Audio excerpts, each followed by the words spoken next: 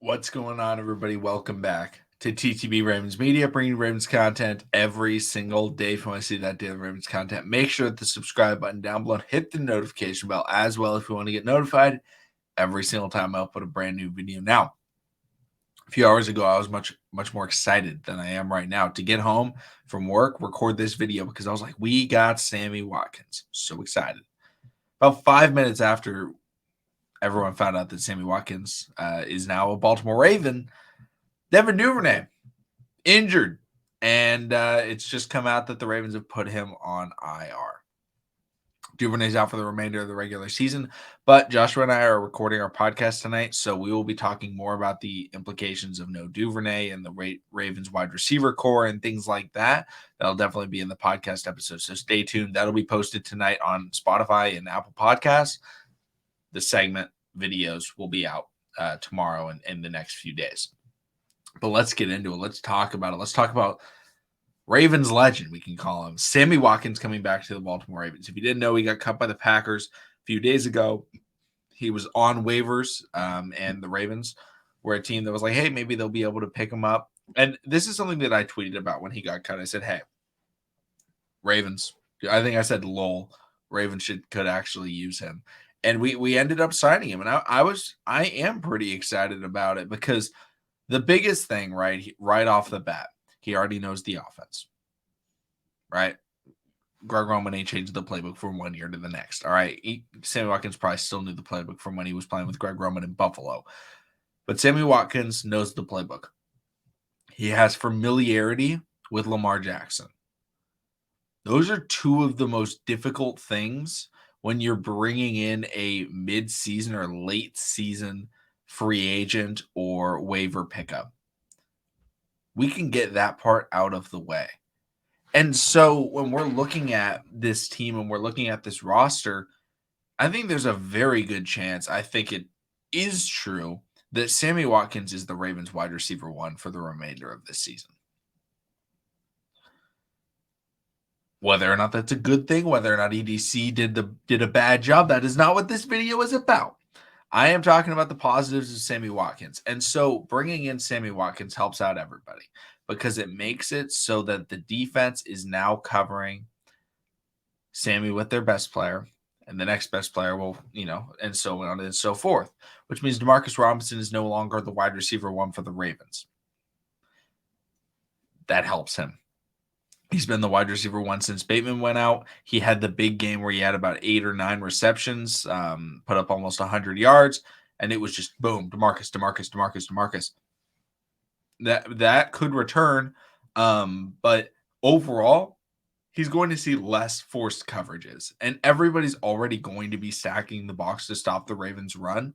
And Sammy Watkins does have legitimate speed. He does have chemistry with Lamar Jackson. We could get the deep ball to Sammy Watkins. He is someone that you can throw a deep ball to. Now I know I say, you can throw a deep ball to Sammy Watkins. And a lot of people are going to say, well, Lamar Jackson threw a deep ball to Sammy Watkins. It's the Miami Dolphins in primetime football. It's true. Bad play. But that doesn't take away from the fact that Sammy Watkins has been a proven decent deep threat throughout his career. And it's kind of ironic how we brought in Demarcus Robinson, we've brought in Sammy Watkins, we basically brought in the Chiefs wide receiver core for when they won the Super Bowl, except for the best one, Tyreek Hill.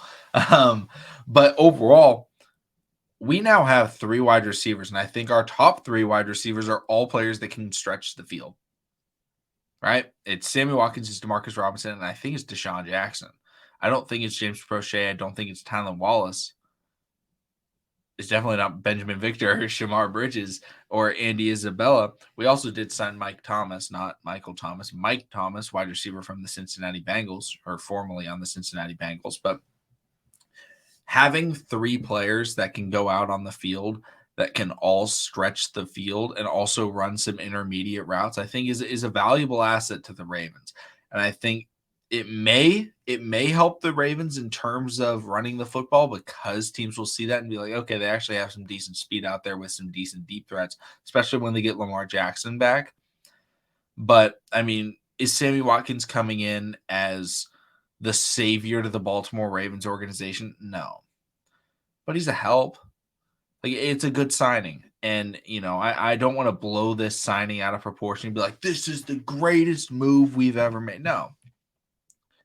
I think it's a great signing for what the Ravens could do. They needed instant impact, and Sammy Watkins is going to bring you that because he knows the offense. He knows Lamar. He knows Greg Roman. He knows what he's getting into, and we get to see what he's all about again. And we didn't get to see him a ton with Lamar last year because they both kind of battled injuries. Obviously, Lamar the second half of the season, Sammy Watkins in and out of the lineup basically the whole year until the end of the year. But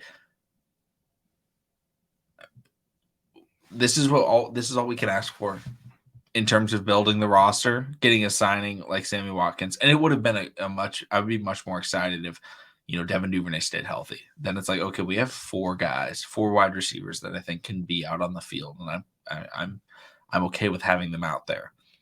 Now it's down to 3. But again, we do have really good tight ends. We do have Mark Andrews. We do have Isaiah Likely. I think those can be utilized with the Ravens wide receivers. And so I think they have good deep threats. If a passing game was called correctly, I think they could have an okay, I don't want to say great, I don't want to say good, I'm going to say okay passing game with the weapons that they have now. It's not great weapons, but it's better than what it was. If they hadn't signed him, the Ravens would be completely screwed. If the Ravens didn't sign Sammy Watkins, their wide receiver core would be Demarcus Robinson, Deshaun Jackson, and then probably James Prochet. That would maybe be the worst wide receiver core in the history of the NFL. Sammy Watkins makes it a decent, okay wide receiver core. Let me know in the comment section down below your guys' thoughts on the Sammy Watkins signing or waiver claim or tag or whatever you want to call it. Joshua and I will be back for the Trust the Bank podcast tonight, so stay tuned. Thank you so much for watching, and I'll see all of you again then.